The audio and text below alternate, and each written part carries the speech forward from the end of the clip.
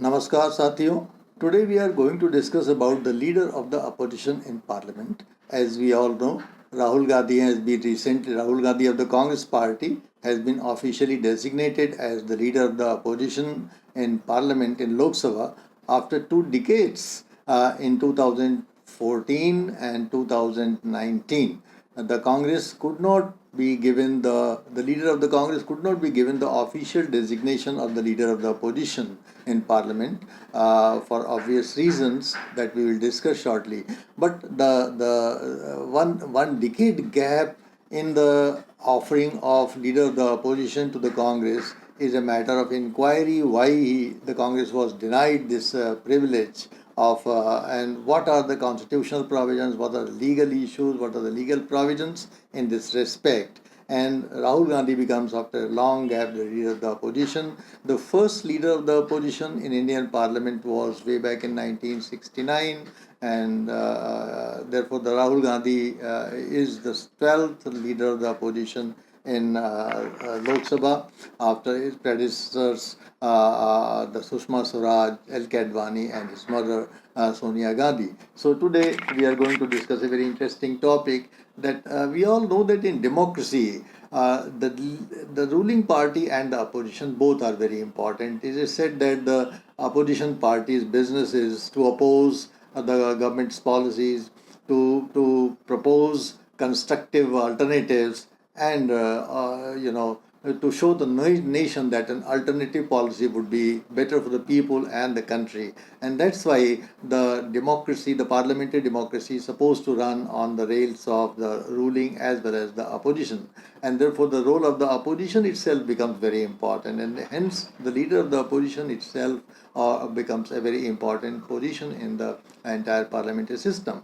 But probably you surprised to know that the constitution does not provide for any post like leader of the opposition. There is no provision in the constitution for a leader of the opposition in parliament, nor in any state legislature.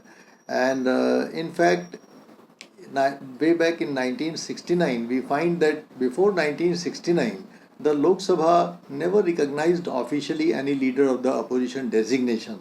It is in 1969 for the first time that Ram Subhag Singh was made the leader of the opposition officially, but that took for a very short term. And we again find that from 1970 to 1977 there wasn't any leader of the opposition in Lok Sabha. And for the first time in 1977, when the Janata Party government came after that emergency slot in which Indira Gandhi was defeated and Morarji Desai became the Prime Minister, then under his leadership the Parliament passed an act called Salary and Allowance Act of the leader of the opposition in 1977. And under that act, for the first time, the leader of the opposition was given an statutory position, because in law now, new law 1977 recognized that now Indian Parliament will have a leader of the opposition.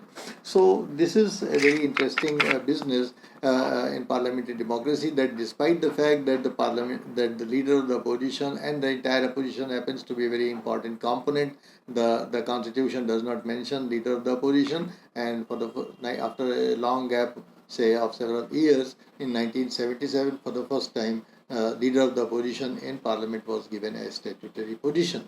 Again we find that since from 1980 to 1989 the Congress did not offer this position to the opposition party, and then again when the Bharatiya Janata Party came to power in 2014, they also deprived the Congress, because the Congress did not have the required number. So what is this requirement? When there is no official position of the leader of the opposition, for the first time in 1977 that law was enacted, a statutory position was given to the leader of the opposition. So what are the rules? What are the law says? Even the statutory, this 1977 law, Salary and Allowance Act of the leader of the opposition, does not talk very specifically about the requisite percentage or number of seats that an opposition party might have to be given the designation of official leader of the opposition in parliament.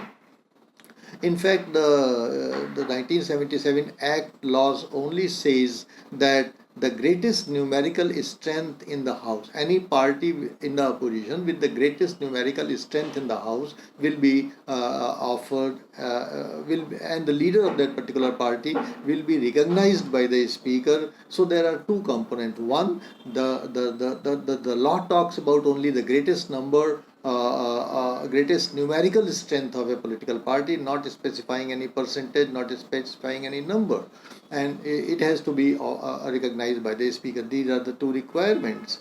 Now, what happened is that in 1980 and 84, Congress set a precedent, and the precedent was that the Congress denied LOP status to Lok Dal Janata Secular in 1980 and to the TDP in 1984. And it cited a conventional rule that the leader of the opposition, the party which claims to be the leader of the opposition in the parliament, must have at least 10% of the seats of the Lok Sabha, that is 543. So 543, 10% means 54.3, which basically means 55 seats. So any party in the opposition getting 55 seats minimum, the precedent was set by the Congress in 1980 and 84. Citing this precedent, in 2004, the then Speaker of the House, Sumitra Mahajan, denied Congress because the Congress had only 44 seats. And in 2019, our present Speaker Om Birla Sahab denied the status to the Congress, the LOP status to the Congress, because the Congress has 52 seats, only 3 short of the mark. So in this way, this 10% rule has been established by the Congress and followed by the BJP. Now, in states, when you go to the states, you find that the states have by and large emulated this pattern, but it is only the Nagaland Assembly which has deviated and which has established clearly in its law, Leader of the Opposition Law Act of Nagaland, that only those political parties in the opposition which bag 10 out of 60 assembly seats will be given the official position. So, barring this, no other state has given a very specific, percentage or a number for the qualifying as LOP. Now, LOP in Parliament, that is Rahul Gandhi, will probably get 3.3 lakhs per month as salary and allowances. He will get jet plus security, and he will be allotted a bungalow, and akin to the cabinet rank, all the facilities available to a cabinet minister shall be given to him. It would be interesting for you to know that for the first time in 2014, the LOP was brought into the constitution. In 2014, the Modi government made a constitutional amendment, 99th constitutional amendment, and inserted Article 124A in the constitution, which provided for National Judicial Appointments Commission. And this National Judicial Appointments Commission was to make appointments for Supreme Court and the High Court.